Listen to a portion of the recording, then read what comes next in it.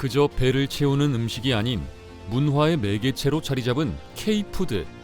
이제 한국 음식은 낯선 맛이 아니라 글로벌 소비자의 선택이자 하나의 스타일이 되었습니다. 세계인의 입맛을 사로잡기까지 이 뜨거운 맛의 열풍은 어떻게 시작되었고 어떤 길을 지나왔으며 앞으로 어떤 미래를 향해 나아가고 있을까요?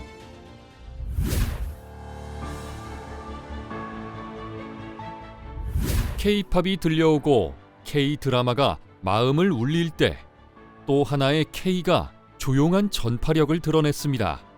그 이름은 바로 K-푸드입니다. 예를 들어서 그 유명한 가수라든지 아니면 배우라든지 한국 음식에 대해서 방송이나 어떤 콘텐츠 등을 통해서 그게 이제 소개가 되면 그런 거에 대한 또 외국인들의 관심이 굉장히 늘어나는 거예요. 그래서 자연스럽게 우리나라의 어떤 문화가 세계적으로 많이 확산되고 또 우리나라가 많이 알려지다 보니 외국인들의 그런 우리나라 식문화에 대한 관심이 좀 증대된 영향이 아닌가 이렇게 보고 있습니다. 음악, 드라마, 영화 등 K 콘텐츠가 큰 인기를 얻으며 드라마와 영화 속 주인공들이 한국 음식을 즐기는 장면은 세계인으로 하여금 한식에 대한 호기심을 유발하고 있는데요. 몇 해 전부터 일명 먹방이 유행하며 외국인들을 중심으로 극강의 매운맛 라면을 먹는 것이 하나의 챌린지로 떠오르기도 했습니다.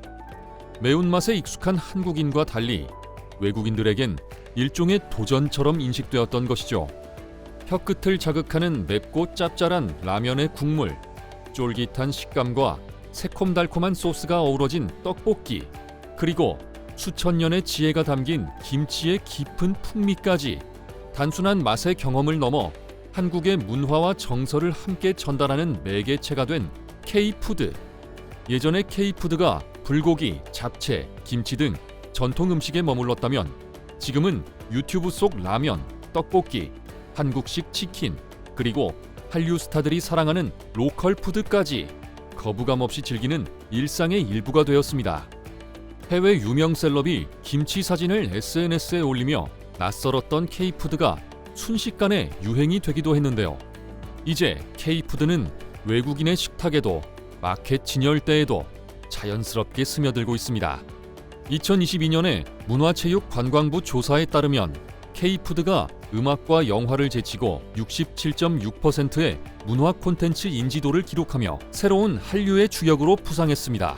우리나라의 그런 기업들이 해외 곳곳에 진출해서 여러 가지 어떤 제품들을 또 팔고 있고 또 그러한 어떤 제품들이 또 세계인들의 또 호응을 얻고 있어요. 특히 그 가전, 전자제품, 자동차 이런 것들이요. 그런 것들이 이제 많이 알려지다 보니까 한국의 어떤 위상이 높아지고 한국에 대한 관심이 이제 제고되는 것이죠. 그렇다 보니까 이제 한국의 문화와 함께 음식에 대해서도 자연히 이제 관심이 많아지는 거예요. 드라마 속 한 장면, 유튜브 먹방의 한 입, 그 작은 화면을 타고 전 세계는 한국 음식에 빠져들었습니다. 그렇다면 입맛도 문화도 다른 각국에서 K-푸드는 어떻게 자리를 잡을 수 있었을까요?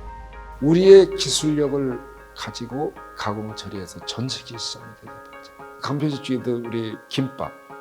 김밥은 경남 하동에 있는 조그마한 소기업이에요. 그래서 2021년에 이제 미래클 사업으로 선정을 하고 뉴욕에서 빅히트를 친 거죠. 김밥에 우리는 소고기 같은 고기를 넣는데 달걀도 넣고 미국에 수출이 안 돼요. 고기를. 그러니까 채소가 들어갈 수밖에 없죠. 이게 비건식입니다. 그게 맞아떨어진 거죠. 비건 트렌드가 확산되던 팬데믹 시대, 미국 뉴욕의 마트 진열대에 등장한 김밥.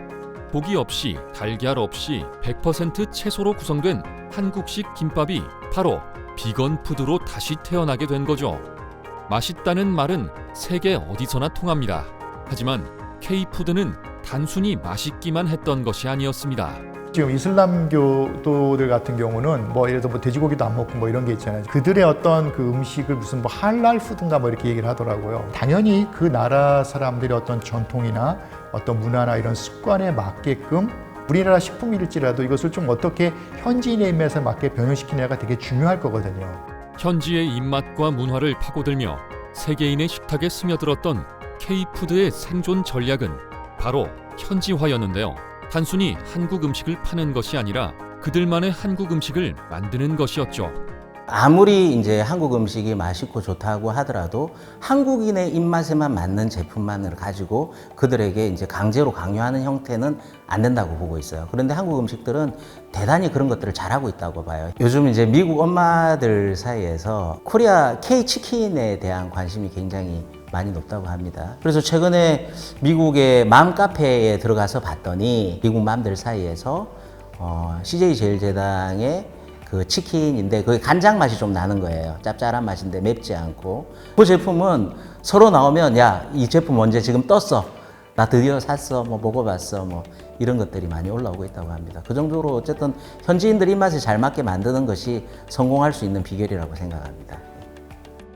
한류 콘텐츠와 함께 수출되는 K-푸드. 이제 한류의 완성에는 반드시 한국의 맛이 함께하게 되었는데요. K-푸드의 브랜드 파워를 높이기 위해 식품 기업에선 또 어떤 글로벌 전략을 펼치고 있는 걸까요?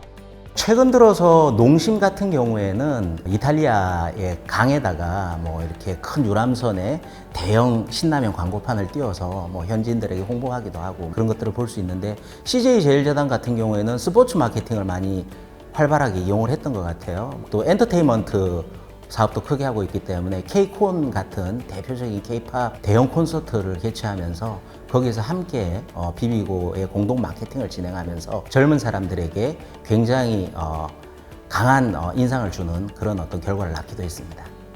어쨌든 제품을 많이 알려내는 게 굉장히 중요하거든요. 그래서 결국은 이제 마케팅과 유통이 이제 잘 결합이 되어야 한다고 생각을 하는데요.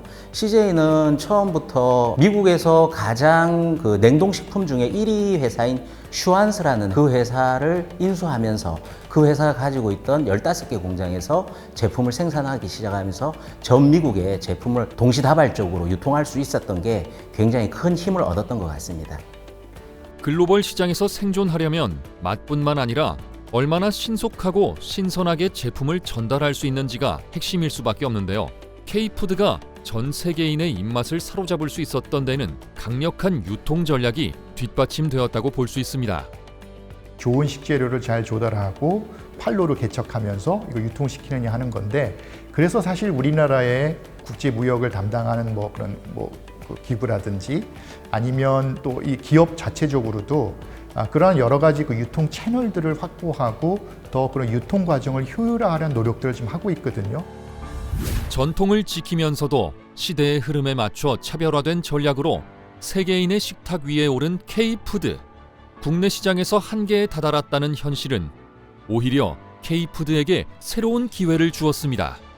지금 이렇게 이제 식품도 그렇고 그런 외식도 이제 세계화가 굉장히 중요하게 지금 받아들여지는 이제 그 이유 중에 하나가 뭐냐면 이미 이제 국내 시장에 이제 한계가 있다라는 거예요. 국내 시장에서만 정체되지 않고 더 많은 그 시장을 외부로 확대해서 더 발전을 지속할 수 있는 그런 가능성, 기회를 모색하는 거기 때문에 당연히 긍정적인 것이고요. 이런 분위기 속에서 더 이제 우리가 이런 어떤 전략적인 방안들을 모색하고 노력을 한다면 일시적인 어떤 뭐 트렌드를 그치는 것이 아니라 지속적으로 한국 음식을 계속 소비할 수 있는 그런 어떤 지속 가능한 그런 상태로 만들 수 있지 않을까. 그러니까 그러한 어떤 전략적인 방안들을 좀 더 잘 고민하고 모색해 봐야 될 것 같습니다. 네.